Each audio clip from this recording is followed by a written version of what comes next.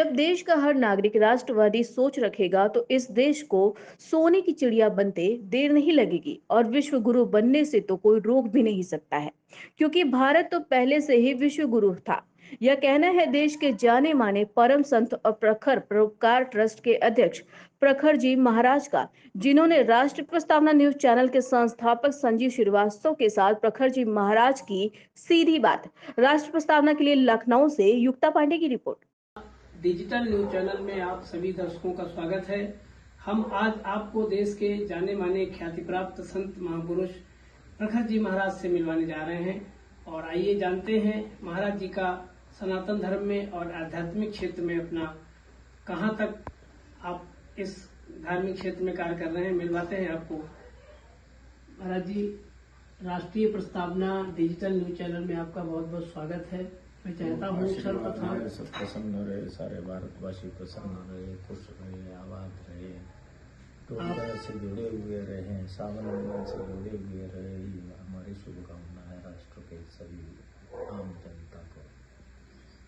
महाराज जी, आप जो संस्थान चला रहे हैं आध्यात्मिक और सनातन धर्म में जो आप कार्य कर रहे हैं, उसके बारे में थोड़ा सा संक्षिप्त परिचय दीजिए। देखिए, कार्य तो बहुत व्यापक है, संक्षिप्त तो क्या परिचय दे सकते हैं। फिर भी सनातन धर्म वैदिक मान्यता के आधार पर यज्ञ जगदी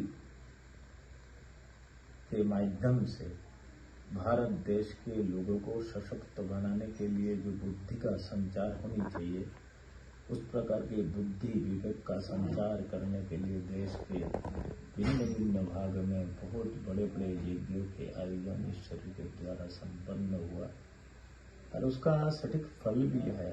जैसे कोरोना महामारी में सारे विश्व जब त्रस्त था, सभी चिंतित थे। सेकेंड डोज बूस्टर डोज लगने का बाद भी जब लोग मर रहे थे, उसी समय भगवती के चरण में निवेदन किया। भगवती ने कृपा करके सद्बुद्धि दी। उसके परिणाम स्वरूप काशी में 2021 के 18 दिसंबर से एक लक्षचंडी यज्ञ का आयोजन संपादित कराया गया। 9 मार्च में उस महायज्ञ की पूर्णाहुति 9 मार्च 2022 को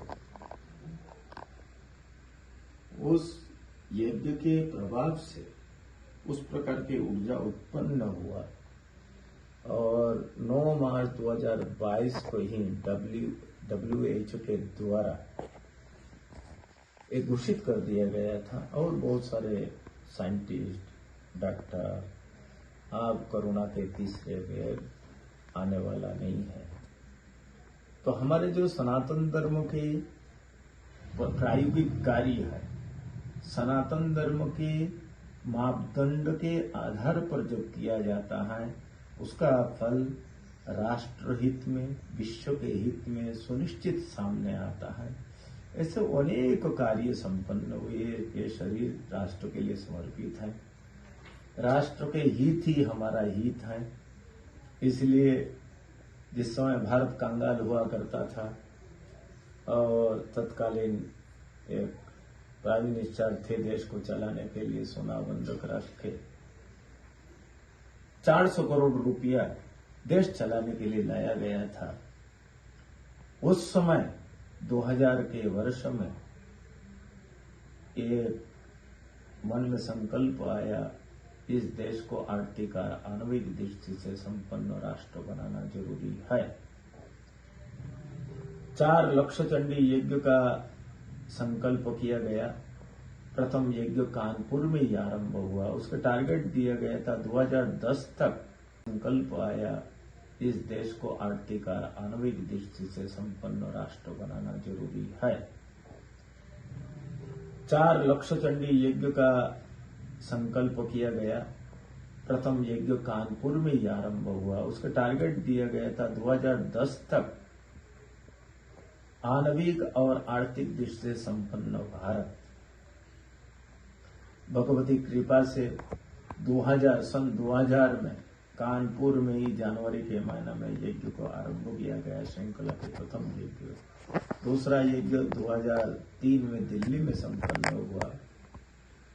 और तीसरा यज्ञ राजस्थान में बीकानेर में संपन्न हुआ और चौथा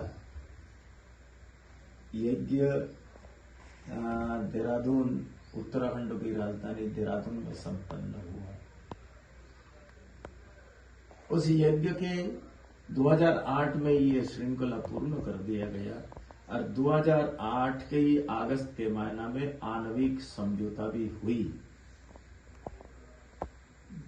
कोई भी देश आणविक दृष्टि से यदि संपन्न नहीं है वो देश राष्ट्र को शक्तिशाली नहीं माना जाता है। और भगवत कृपा से जहां हमारे वित्त कोष में एक धेला भी नहीं हुआ करता था, 2003 में ही अटल बिहारी वाजपेयी जी का सरकार था।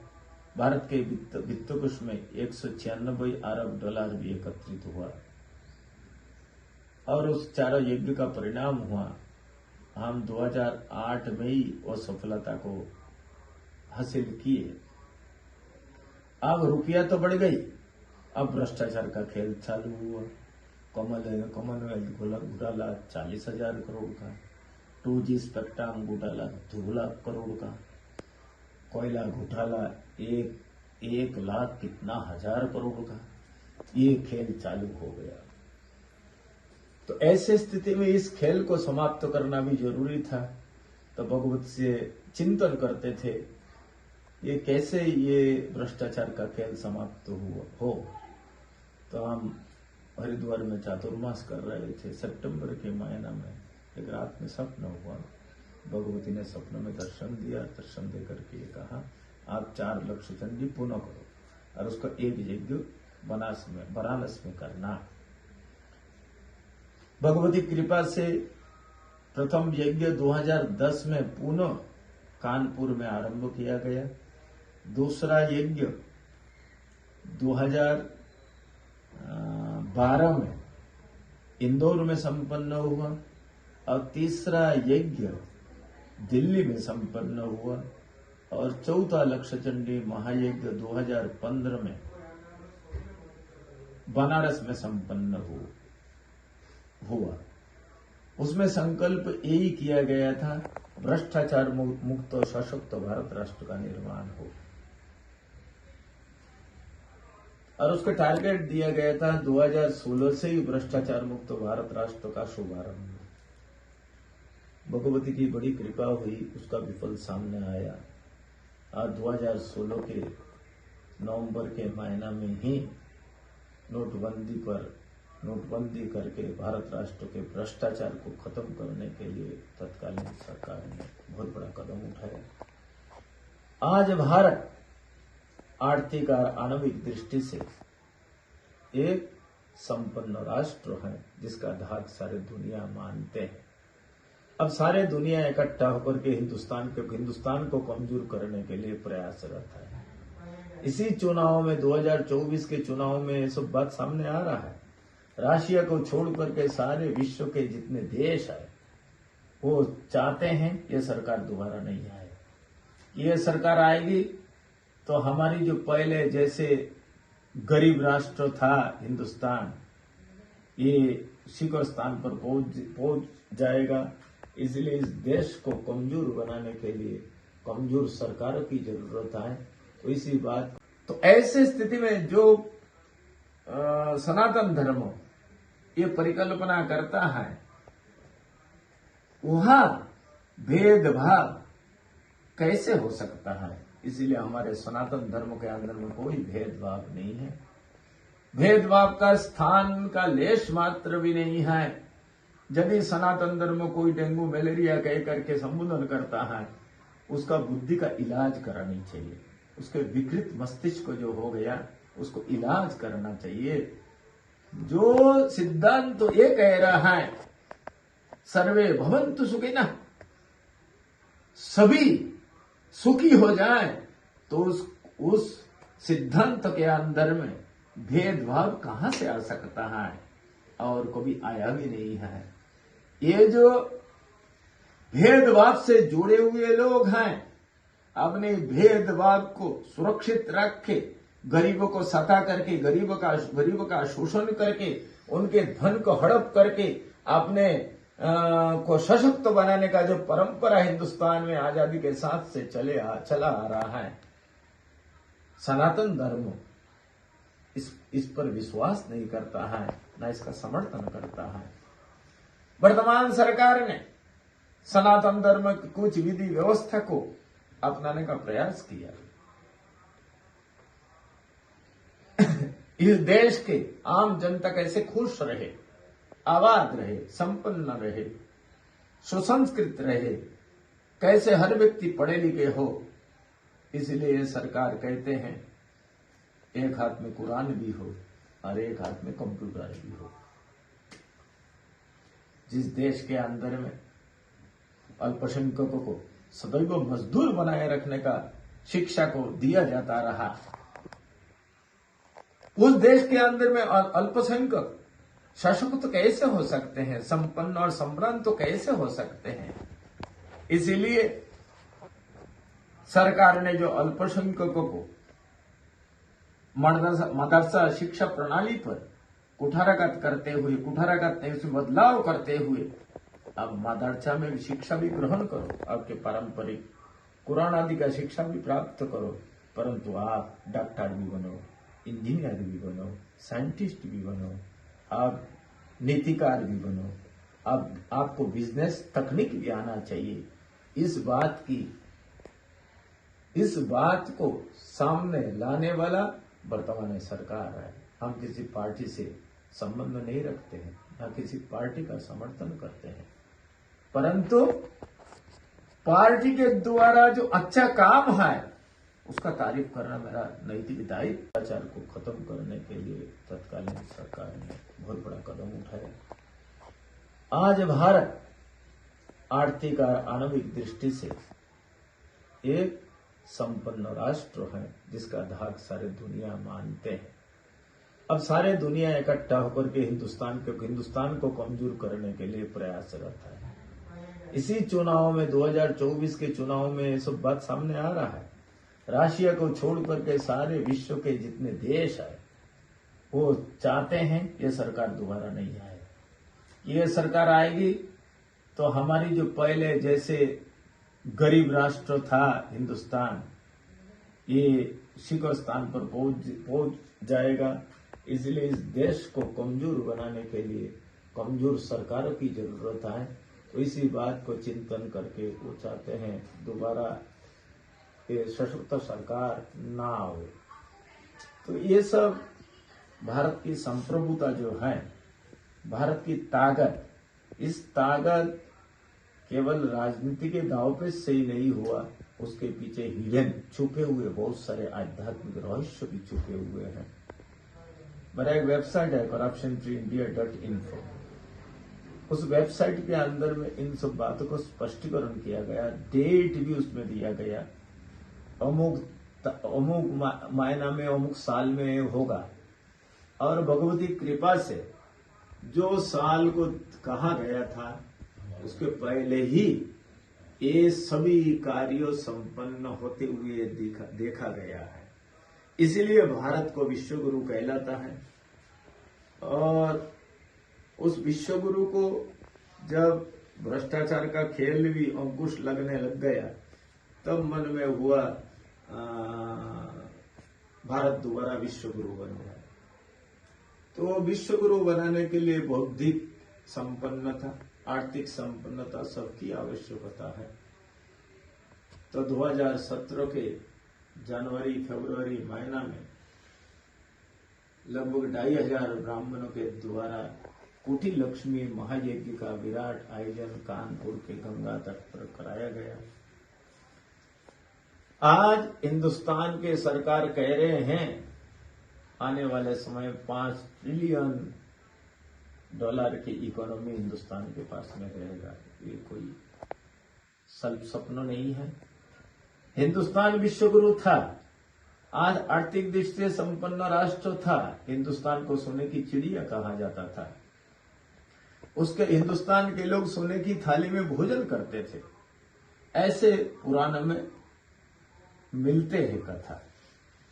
तो इसके पीछे केवल कल्पना मात्र नहीं था, ये इसके पीछे हिंदुस्तान के आध्यात्मिक ऊर्जा का संचार ही था।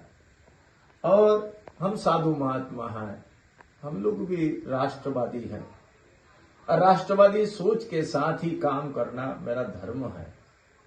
यद्यपि राष्ट्र के विविध आयामों को संस्कृत शिक्षा, आधुनिक शिक्षा, अस्पताल, समाज सेवा के प्रकल्प के माध्यम से समाज को सशक्त करना, ये सब कार्य होते हैं, परंतु एक साधु सन्यासी के नाते राष्ट्र को यदि ऊर्जावान बनाए रखना है, राष्ट्र को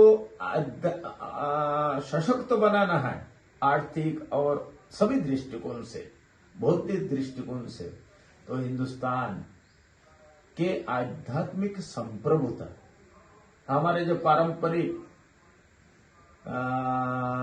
वेद की व्यवस्था है, उस व्यवस्था को सुरक्षित रखना परम आवश्यक है। क्यों? वेद के द्वारा ही वो ऊर्जा हमको मिल सकता है, जिस ऊर्जा के द्वारा भारत सशक्त हो सकता है, सारे विश्व शांति को प्राप्त कर सकता है, सारे आतंकवाद का शमन हो सकता है। सर्वांगीण विकास में समाज के हर वर्गों का प्रतिनिधित्व कैसे हो और सनातन धर्म की उसमें सकारात्मक भूमिका क्या है, इस पे महाराज जी ने बहुत विश्लेषणात्मक रूप से आध्यात्मिक प्रवचन दिया, आपको मार्गदर्शन दिया। अब मैं चाहूंगा कि महाराज जी जिस संस्था से जुड़ के कार्य कर रहे हैं, उस संस्था का संक्षिप्त परिचय देते हुए कोई एक ऐसा कार्य बताएं जिससे हम अपने दर्शकों को बता सकें। महाराज जी इधर देखते हुए माइक लगा। मेरे द्वारा जो सामाजिक प्रकल्पों को क्रियान्वित करने के लिए एक संस्था बनाया गया, उस संस्था का नाम है प्रखर परोपकार मिशन ट्रस्ट। ये ट्रस्ट समाज के हर वर्ग के लिए काम करता है, नाम ही परोपकार। संस्कृत की शिक्षा प्रणाली को सुरक्षित रख के हमारे आंगन में सनातन धर्म के वैदिक मर्यादा की जानकारी आम लोगों को हो, उस विधा में काम करता है। स्वास्थ्य सेवा में काम करता है। हिंदुस्तान में बहुत सारे हॉस्पिटल भी चलते हैं। नेपाल का सबसे बड़ा हॉस्पिटल कैंसर का, जो 150 करोड़ रुपया में हॉस्पिटल तैयार हुआ है नेपालगंज, नेपाल में, इसी शरीर के द्वारा ये निर्मित है। परंतु भारत से वहां जाकर के कार्य करना बड़ा कठिन है, इसीलिए 2018 में, सन 2018 में उस हॉस्पिटल को नेपाल सरकार को सौंप दिया है। वर्तमान में उस हॉस्पिटल का नाम है सुशील कोइराला प्रखर कैंसर हॉस्पिटल। उसके द्वारा नेपाल के लोग भी लाभान्वित हो रहे हैं और उस क्षेत्र से जुड़े हुए भारत के लोग भी वहां जाकर के इलाज करा रहे हैं। तो इस प्रकार के अनेक कार्य हैं इस संस्था के द्वारा होते हैं। एक परंपरा हिंदुस्तान में विदेशों से हमारे आयातित हो गए वृद्ध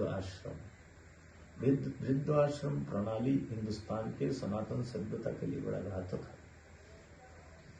हमारे सनातन संस्कृति ये शिक्षा देता है, माँ बाप मर जाए, मरने